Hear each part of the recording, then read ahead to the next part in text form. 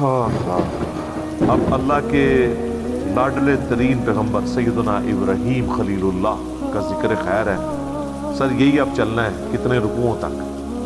کیا سوز و گداز ہے جی، کیا عشق کیا ہے اللہ نے اپنے اس بندے کے ساتھ، اور اس بندے نے کیا عشق نبھایا ہے اپنے رب کے ساتھ۔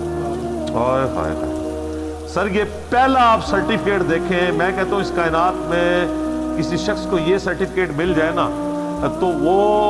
اس سے بڑی کوئی ڈگری اس کے لیے نہیں ہو سکتی۔ وَإِذِ ابْتَلَىٰ إِبْرَاهِيمَ رَبُّهُ بِكَلِمَاتٍ، اور جب جب آزمایا ابراہیم کو اس کے رب نے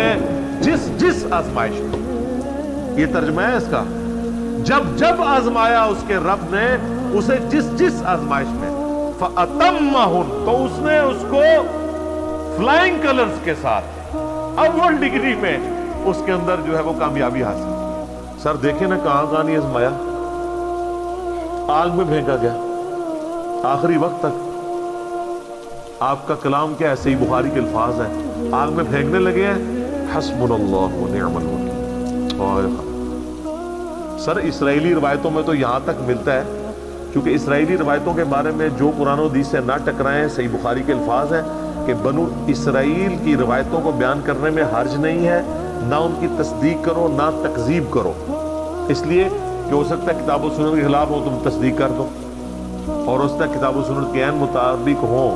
اور تم اس کی تکذیب کر دیتے ہو، تو جو فٹن بیٹھتی ہیں ہم ان کو اس طریقے سے لیتے ہیں۔ تو یہ اسرائیلی روایتوں میں ملتا ہے یہودیوں کے ہاں کہ اس وقت اللہ تعالیٰ نے آزمائش کے طور پہ حضرت جبرائیل علیہ السلام کو انسانی شکل میں بھیجا حضرت ابراہیم کو ٹیسٹ کرنے، اور اس نے آ کے کہا کہ حضرت اگر آپ کے تو میں آپ کو بتا دوں۔ اچھا حضرت ابراہیم علیہ السلام کو یہ پتا بھی تھا یہ فرشتہ اللہ کی طرف سے، انہوں نے کہا جبرائیل جس کے لیے مجھے پھینکا جا رہا ہے وہ دیکھ رہا ہے نا، مجھے تیری حاجت نہیں ہے، حسبنا اللہ ونعم الوکیل۔ اور یہ مجھے بالکل حضرت ابراہیم کے کریکٹر میں فٹ ان بیٹھتی ہوئی یہ بات لگتی ہے کہ واقعی ایسا ہوا ہوگا۔ ابراہیم علیہ السلام اتنے خوددار تھے اس حوالے سے کہ انہوں نے جبرائیل کو بھی ایکسیپٹ نہیں کیا۔ قال انی جاعلک للناس اماما، سر یہ قربانیوں کے بعد پھر ڈگری مل رہی ہے، پھر وہ سب سے بڑی قربانی جو 87 سال کی عمر میں جا کے اللہ تعالیٰ نے بیٹا دیا، جب اپنی عمر 99 ایئرز ہوئی، بچے کی عمر 12 سال ہوئی، کہا جی اس کو ذبح کرو، تو دیکھیں کوئی دوسری بات ہی نہیں کی انہوں نے۔ تو اللہ فرماتا ہے پھر یہ سارے جب امتحانات سے گزرا تو ہم نے کہا کہ ہم تمہیں انسانیت کا امام بنانے والے ہیں۔ اچھا ابراہیم علیہ السلام کی زندگی میں تو گنتی کے لوگ ان کے اوپر ایمان لے کے آئے ہیں، سورۃ العنکبوت میں آتا ہے کہ صرف ایک لوط ان پر ایمان لے کر آیا ان کے گھر والوں کے سوا، کوئی صاحب امت پیغمبر نہیں ہے حضرت ابراہیم کوانٹٹی وائز، جس طرح کہ نبی صلی اللہ علیہ وسلم کی امت ہے، حضرت موسیٰ علیہ السلام کو اللہ تعالیٰ نے اتنے جانثار لوگ ساتھی دیے۔ اللہ تعالیٰ فرما رہا ہے کہ ہم نے اسے کہا تو ہمیں انسانیت کا امام بنانے والے ہیں۔ تو ابراہیم علیہ السلام کہتے ہیں قال ومن ذریتی، تو یا اللہ جو میری اولاد ہے وہ بھی ہوگی۔ جواب کیا انٹلیکچوئل ہے، مختصر جواب ہے اور کمال کا۔ یہ پوچھا گیا کہ میں تو امام ہوں تو میری اولاد میں بھی امامت ٹرانسفر ہوگی شاہ جی، تسی تے امامت روک دے نہیں پہ ہوں تک۔ اللہ نے کہا قال لا ینال عہد الظالمین، میرا عہد ظالموں کے لیے نہیں ہوگا، یعنی جو تیرے پیروکار ہوں گے نا ان کو تو امامت مل جائے گی۔ امامت سے مراد یہ کوئی منصب یا کوئی امام مسجد کی ڈگری نہیں ہے، مراد یہ کہ وہ لوگوں کو دین سکھائیں گے، انبیاء کا جو دین ہے وہ جو اللہ نے ان کو دیا ہے وہی کے ذریعے اس کا تعارف کروائیں گے امتوں کو۔ تو اللہ نے فرما دیا اس میں بھی کہ تیری اولاد میں بھی کوئی ہوا نا اگر وہ ظالم ہوا، اپنی جان پہ ظلم کرنے والا، سب سے بڑا ظلم کون سا ہے؟ شرک، ان الشرک لظلم عظیم، سورہ لقمان آیت نمبر 13۔ اگر تیری اولاد کے اندر کوئی ظلم کرنے والا ہوا، چاہے وہ شرک کرنے والا یا گناہ کبیرہ کرنے والا، وہ کوئی امام نہیں بنے گا۔ آپ بے شک کہتے رہے سید نے سوٹا لا رہے ہیں جی، سید ہیں نا جی، گوٹے گڈے پکڑو، اور اللہ تعالیٰ فرما رہا ہے ابراہیم جو تیرے طریقے پہ نہیں چلے گا نا اس کے لیے کوئی ڈگری نہیں ہوگی۔ تو اس میں یہ امپلائڈ ہے کہ اگر تیری اولاد میں کوئی تیرے طریقے پہ چلے گا تو وہ امام بھی وہی ہوگا۔ تو امام حسین ہے نا امام صاحب، امام حسن ہے نا امام، وہ ڈیزرو کرتے ہیں، ابراہیمی اولاد ہے، انہوں نے پرفارم بھی کی ہے، تو قرآن سے یہ حسنین کریمین کی امامت قرآن سے ثابت ہوتی ہے، یہ والی امامت، وہ ڈیوائن امامت نہیں کہ جو ختم نبوت کے منافی ہے۔ اس پر میرا کلپ بھی آپ دیکھ لیں، عقیدہ امامت یوٹیوب پہ جا کے۔ تو اللہ تعالیٰ فرماتا ہے ظالموں کو عہد نہیں ملے گا ہاں تیری اولاد میں کوئی تیرا پیروکار ہوگا۔ تو یہ وہی حدیث صحیح مسلم کی کہ جس کو اس کے عمل نے پیچھے چھوڑ دیا اس کا نسب اسے آگے نہیں لے کے جا سکتا۔ اللہ وَإِذْ جَعَلْنَا الْبَيْتَ مَثَابَةً لِلنَّاسِ وَأَمْنًا، اور جب ہم نے بنایا اس خانہ کعبہ گھر کو مرکز لوگوں کے لیے اور امن کی جگہ بنا دیا۔ وَاتَّخِذُوا مِن مَّقَامِ إِبْرَاهِيمَ مُصَلًّى، اور ہم نے حکم دیا اپنے محبوب صلی اللہ علیہ وآلہ وسلم کو کہ ابراہیم کے کھڑے ہونے کی جگہ کو اپنا مصلی بناؤ۔ اچھا، نبی علیہ السلام جب تک مکے میں تھے نا تو آپ کھڑے ہوتے تھے مستجاب دیوار کی طرف، یعنی یہ قبلہ شریف ہے نا، اگر آپ دیکھیں ریکٹینگولر ہے یوں۔ پاکستان سے اگر آپ دیکھ رہے ہو نا تو یہاں پہ مقام ابراہیم ہے، ٹھیک ہے جی، آلموسٹ کعبے کے اس طرف، اور یہاں پہ خانہ کعبے کا دروازہ ہے اور اس کارنر پہ حجر اسود ہے، اور یہ جو دیوار ہے نا یہ والی، یہ کہلاتی ہے مستجاب، 70 انبیاء کا مصلی ہے، کیونکہ یہاں پہ اگر کوئی کھڑا ہونا تو اس کا رخ بیت المقدس کی طرف ہو جاتا ہے، اور اس دیوار کے بالکل اپوزٹ حتیم ہے، حتیم کی جو اپوزٹ والی دیوار ہے اس سے مستجاب کہتے ہیں۔ تو نبی علیہ السلام یہاں کھڑے ہو کے نماز پڑھتے تھے تو دونوں قبلوں کا استقبال ہو جاتا تھا۔ حضرت عمر کی خواہش تھی کہ نبی علیہ السلام اپنا مصلی بدلیں، انہوں نے مشورہ بھی دیا۔ بخاری مسلم میں حدیث ہے حضرت عمر کی، آپ عارضی دیکھیں، حضرت عمر کہتے ہیں کہ میں نے 4 باتوں میں اپنے رب کی موافقت کی۔ تو یہ بھی کہہ سکتے تھے کہ میرے رب نے میری موافقت کی، کیونکہ مشورہ تو پہلے حضرت عمر نے دیا تھا، لیکن حضرت عمر کا یہ ماننا تھا کہ میرے دل میں بھی جو خیال آتا ہے نا وہ بھی تو اللہ کی طرف سے ہی آتا ہے۔ ایک انہوں نے کہا کہ میں نے نبی علیہ السلام کو مشورہ دیا تھا کہ ابراہیم کے کھڑے ہونے کی جگہ کو نا مصلی بنایا جائے، جب آپ یہاں پہ کھڑے ہوں گے تو پھر اعلانیہ ہوگا کہ اب وہ تو قبلہ گیا، اب صرف یہ ہے۔ تو دوسرا مشورہ دیا تھا کہ آپ کی جو ازواج ہیں یہ رات کو جب قضاء حاجت کے لیے نکلتی ہیں تو پردے کا حکم ان کو دیں، تو آیت پردہ نازل ہوگی۔ تیسرا منافقین کا جنازہ اپنا پڑھیں، سورہ توبہ میں آ گیا اندھا آپ نے کسی منافق کا جنازہ نہیں پڑھنا۔ چوتھا، غزوہ بدر کے قیدی جو ہیں ان کو قتل کیا جائے۔ حضور رقیق القلب تھے، حضور نے فدیہ لے کے چھوڑ دیا، وہاں پہ بھی آیات نازل ہوئی ان کو قتل کرنا چاہیے تھا، چلو اب جو ہوا وہ ٹھیک۔ یہ 4 باتوں میں اس میں سے ایک یہ تھی۔ مقام ابراہیم آج بھی موجود ہے، دیوار والی جہاں پہ خانہ کعبے کا دروازہ ہے اس والی دیوار میں سامنے آپ کو نظر آئے گا ہر عمرے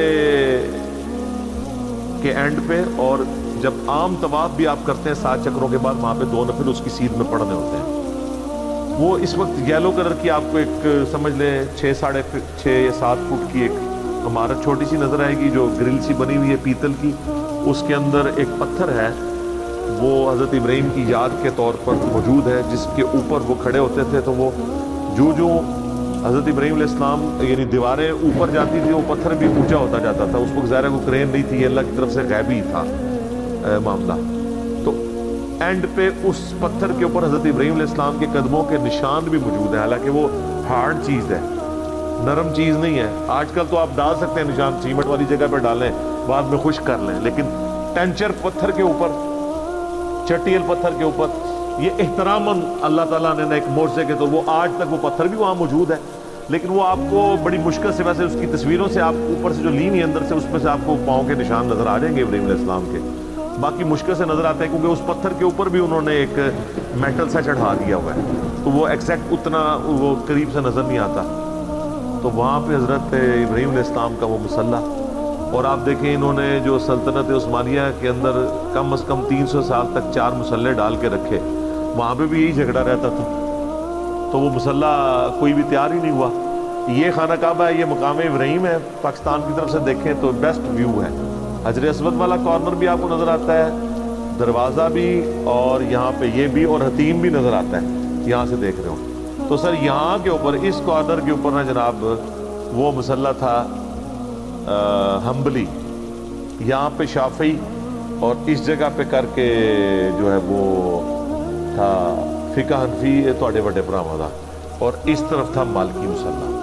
مقام ابراہیم پہ کسی کا مصلی نہیں تھا۔ میرے یوٹیوب کے اوپر بڑا ڈیٹیل ہے اماموں کی گستاخی کا فتویٰ مسئلہ 197، اس میں تو ہم نے کلرڈ تصویریں 1925 کی 1955 کی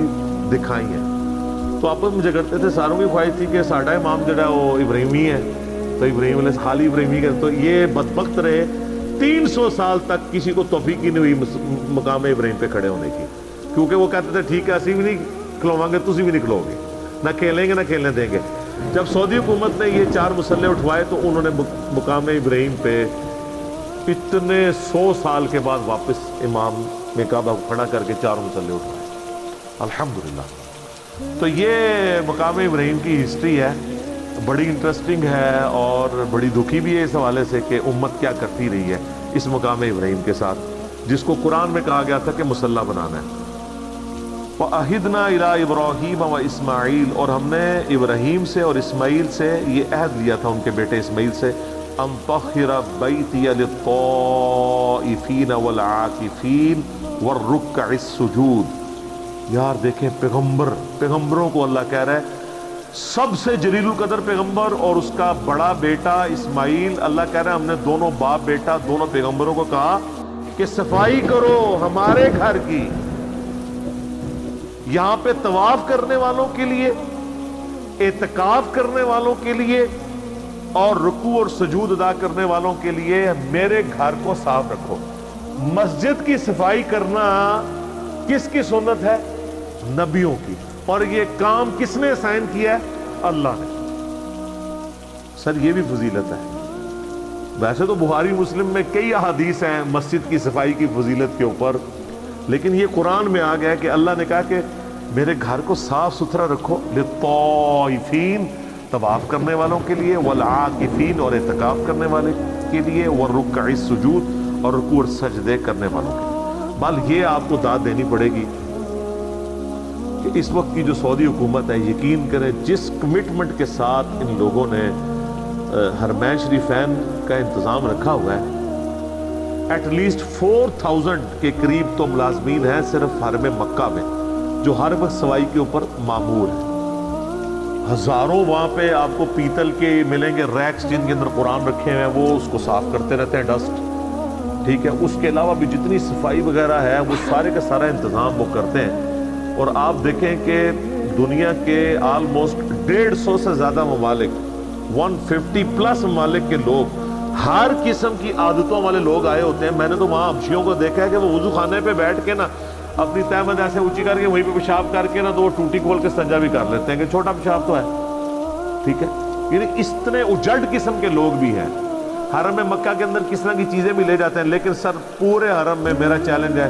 آپ کو ذرا سی بھی سمیل نہیں آئے گی، اتنا صفائی کا اہتمام ہے۔ لوگ اسے روحانی معاملہ سمجھ ہوتے ہیں، روحانی معاملہ نہیں ہے، وہ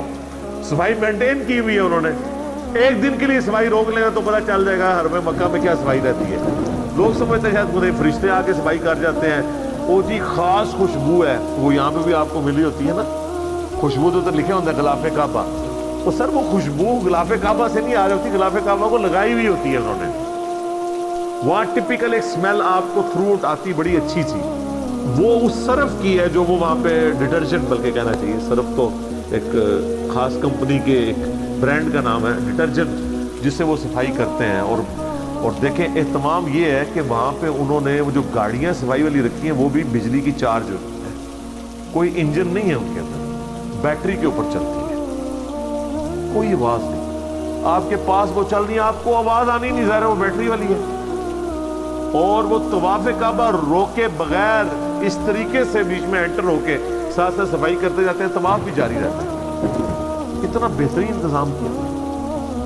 تو وہ آج تک وہ معاملہ الحمدللہ اس طریقے سے جاری ہے۔